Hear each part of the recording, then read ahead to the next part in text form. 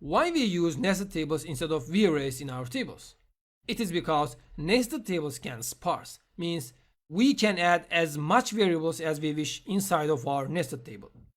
For example, let's think about our previous example. We have 3 font types. What will we do if we need a new font type? Let's say we want to store the fax numbers anymore. What will we do for that? We need to change the size of the V-array. But can we do that? Let's try. Let's clear 3 and write 4 and run our code. As we can see, we have a problem. We cannot drop or replace a type with type or table dependence. That means we try to change a type that we used in a table and this is not valid. That means if you have any possibility of increasing the number of values, you need to use nested tables instead of V-arrays. Now, let's simply change our code and make some examples for the nested tables. First, we need to create a type for the nested tables. The only difference is we write table keyword instead of V-array. Let's change the name and phone numbers as V-array, and I'm deleting V-array and writing table. Let's clear up and run our code. Great. Now we need to create a table. Let's simply change the name first. Let's just name it with 2 for now.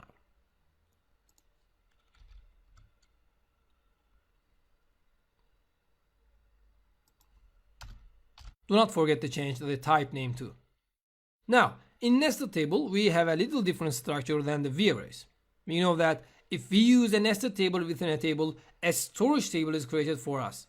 Now, we need to specify that we are using a nested table and storing that nested table in the storage table with a name that we will specify. Let me do the change and explain on that.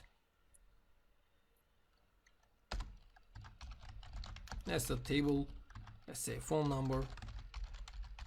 Phone number is the name of our column, and store as phone numbers table.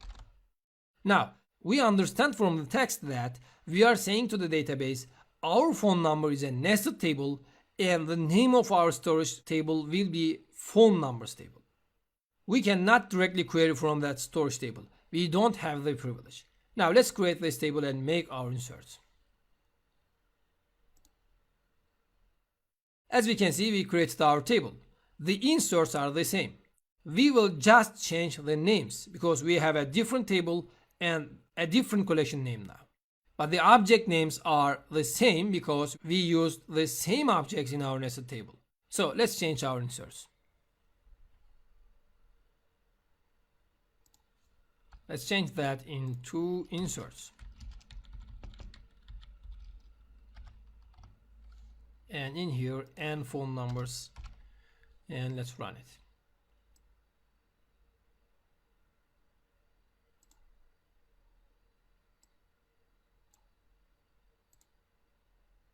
Perfect, we did our inserts. I did not use extend method because this usage is the initialization. We use extend methods when we want to add a new row after the initialization. So no need to extend in these examples. We can initialize both V-arrays and nested tables with the same way. Now let's query from the table. It is exactly the same with how we did in V-arrays. So I simply change the table name and execute the select statement. Amps with phones 2. Let's run it. As we can see, we have our data. Now, to see the benefit of the nested table, now let's change the insert command and add some other values. So let's copy that.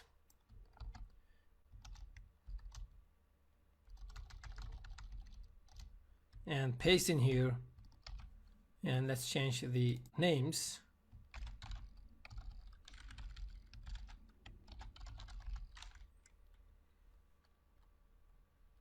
And let me copy that.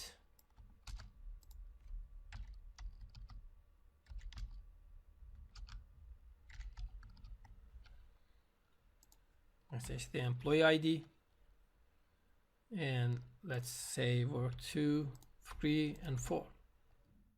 Now let's run it again.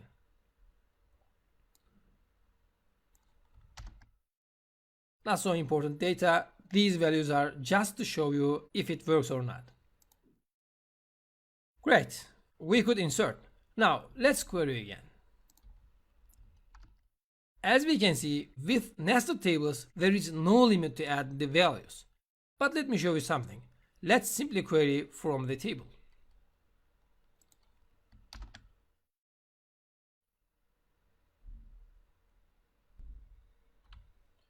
Let's just change the name of the table. This is the old table. So let's query again. As we can see, we have two columns but with different data. It is because we inserted a new row into our table with the same employee ID. So what if we want to add a new value inside of our nested table? How we can do that then? We can do that with updating. Now let's update our column and add the same columns into the other row.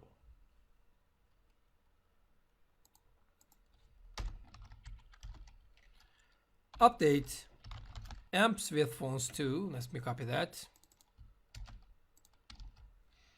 Set phone number is equal to n phone numbers. Now let's copy and paste the values from the insert.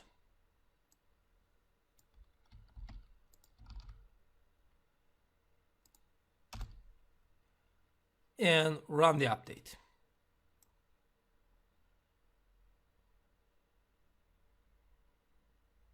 But before that, let me write the employee ID is equal to 11. And let's change these to 6, 7, and 8.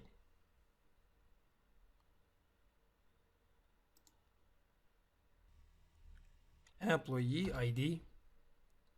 So let's clear up and run again. As we can see, our row is updated. Now let's see if it is updated or not. Great. Now, even if we want to add a new value into our nested table, we updated whole column. We may make some mistakes on that. We may change some existing ones unintentionally. So, can we add a new value without the update? No.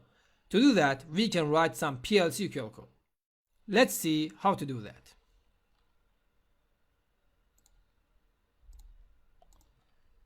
Declare. Since our nested table resides in the database, we can directly create a variable with that type. Let's say p_num and phone numbers. And our begin keyword. Now we need to get the values from the database into our new variable. Select phone number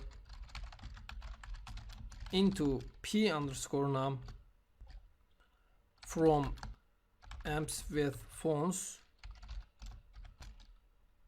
where employee ID is equal to 11. Now we will extend our nested table to add our new value, pnum.extend.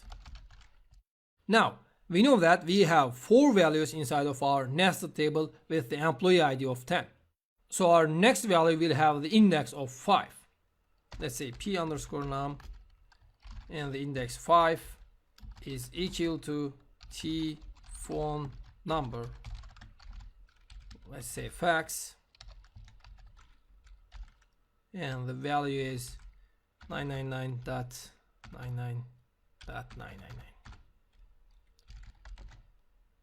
As we can see, we assigned a new value into our nested table. Now we need to update our column with the new values of our nested table. Update amps with phone numbers. Set phone number is equal to p_num, where employee ID is equal to 11 again.